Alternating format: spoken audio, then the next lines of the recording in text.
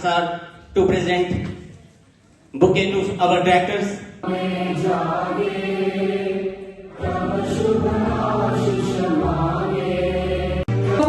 आत्मनिर्भर होती है तो परिवार सशक्त होता है और जब बेटियां आगे बढ़ती हैं तो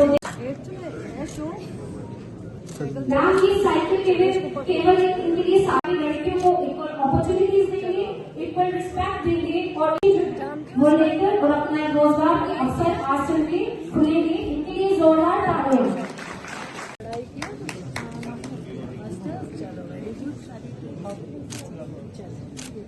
जब से ये सरकार बनी है, जिस सरकार की क़ियादत जनाब उमर अब्दुल्ला साहब कर रहे हैं, इस सरकार के दौरान हमारा यही मकसद है कि हम लोगों के बीच में जाए, क्योंकि हमें लोगों ने इलेक्ट होके भेजा है।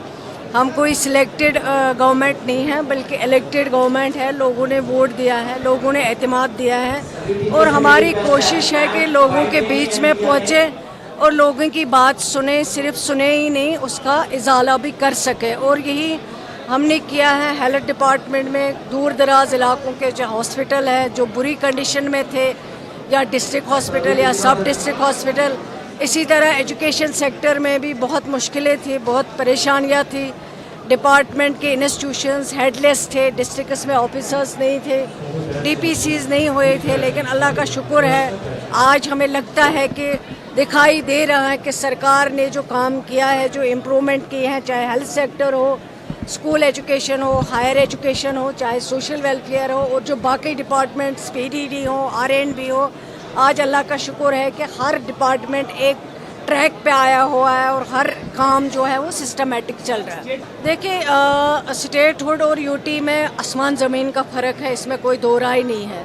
क्योंकि मैं 30 साल इस सिस्टम में रही हूँ, 24 साल मैंने ज़्यादातर मिनिस्टर रही हूँ। मैं यूटी में भी रही हूँ, डिप्टी मिनिस्टर रही हूँ, MOS रही हूँ, कैबिनेट मिनिस्टर रही हूँ सोशल वेलफेयर के, आज फिर कैबिनेट मिनिस्टर हूँ। लेकिन जितना डिफ़िकल्ट आज काम करना है, उतना पहले एज डिप्टी मिनिस्टर भी, जब मेरी स्टार्टिंग में मेरा कैरियर था, तब भी इतना डिफ़िकल्ट नहीं था। जितना आज डिफ़िकल्ट है काम करना, उतना डिफ़िकल्ट स्टेट में नहीं होता है। बहुत सारी चीज़ें हैं जो आज यूटी में काम करना मुश्किल है। जो आपके पावर जो हैं वो कम किए गए हैं, उतने पावर नहीं हैं जितने स्टेट में हुआ करते थे। तो मुश्किल तो है, उसमें कोई दो राय नहीं। 28,000 कब लगे, कब इनकी सेंक्शन आई हैं, वो शुरू में कादिसानी डॉक्टर फारूक अब्दुल्ला साहब जब 96 में मिनिस्टर बने, उस वक्त उन्होंने ये ICDS प्रोजेक्ट स्टार्ट करवाए, हेल्पर वर्कर लगवाए। उसके बाद 8 से 14 तक जो मैं सोशल वेलफेयर मिनिस्टर थी, मैंने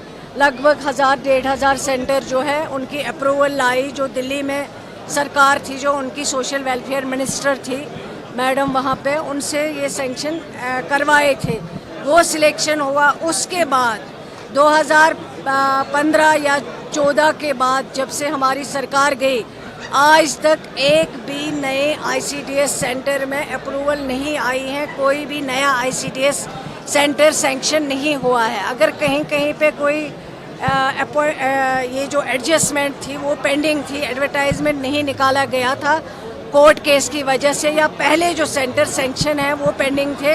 अब मैंने डायरेक्शन दिया है डिपार्टमेंट को, जो ऑलरेडी अप्रूव्ड सेंक्शन सेंटर्स है उनका एडवर्टाइजमेंट निकले, ताकि जिनका मेरिट हो वो उसमें अप्लाई कर सके, उनको ये रोज़गार मिल सके। लेकिन पिछले 6 या 8 वर्षों में कोई भी जम्मू कश्मीर में ICDS का नया सेंटर नहीं आया, नहीं अप्रूवल आई है। हमने ऑलरेडी गवर्नमेंट ऑफ इंडिया को लिखा है कि ICDS सेक्टर में जो हमारे लेफ्ट हाउस एरिया है, अनकवर्ड एरियाज़ हैं, उनके लिए भी ICDS सेंटर की नीड है, ज़रूरत है। प्रपोजल गया हुआ है, अब दिल्ली से कब सेंक्शन आती हैं, कब वो देते हैं, वो अब उनका ज्यूरिसडिक्शन है। हमारा काम था उनको लिखना, यहाँ से फाइल भेजना है। शुक्रिया।